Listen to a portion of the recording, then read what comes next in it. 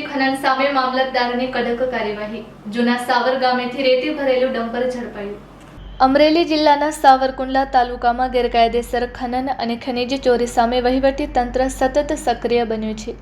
તે જ અનુસંધાને સાવરકુંડલા મામલતદાર કચેરી દ્વારા હાથ ધરાયેલી ખાસ કાર્યવાહીમાં જૂના સવાર ગામ વિસ્તારમાંથી ગેરકાયદેસર રીતે રેતીનું પરિવહન કરી રહેલું એક ડમ્પર ઝડપી પાડવામાં આવ્યું હતું।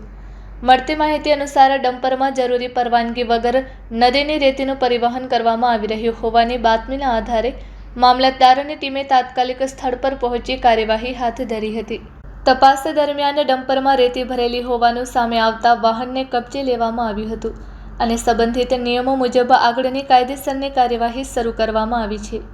આ કાર્યવાહીથી ગેરકાયદેસર રેતી ખનન અને પરિવહન કરતા તત્વોમાં ભારે ચકચાર મચી ગઈ છે।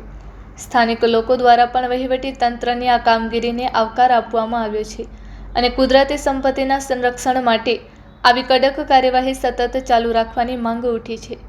જિલ્લા વહીવટી તંત્ર દ્વારા સ્પષ્ટ કરવામાં આવ્યું છે કે ગેરકાયદેસર ખનન, ખનીજ ચોરી તેમજ પરવાનગી વિના ખનીજના પરિવહન સામે આગામી દિવસોમાં પણ સતત અને કડક કાર્યવાહી કરવામાં આવશે। કોઈપણ વ્યક્તિ દ્વારા કાયદાનો ભંગ કરવામાં આવશે તો તેના વિરુદ્ધ નિયમો મુજબ સખત પગલાં લેવામાં આવશે। વહીવટી તંત્ર દ્વારા લોકોને પણ અપીલ કરવામાં આવી છે કે ગેરકાયદેસર ખનન અથવા રેતીના શંકાસ્પદ પરિવહનની માહિતી મળે તો તાત્કાલિક સંબંધિત અધિકારીઓને જાણ કરી કુદરતી સંપત્તિના સંરક્ષણમાં સહભાગી બને। Report by Sarfaraz Khokhar, Amreli.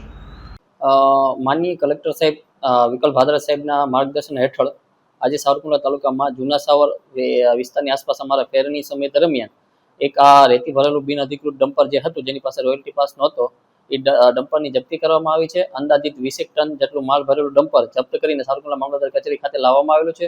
હાલના જે સમાચારો છે કે જે રેતી માફિયાઓ અમુક કરે છે, તો અમારી સતત એના તરફ પ્રયાસો છે કે એમને જપ્તી લઈ અને સરકારને જે રોયલ્ટી નુકસાન થાય તે નુકસાન ન થાય।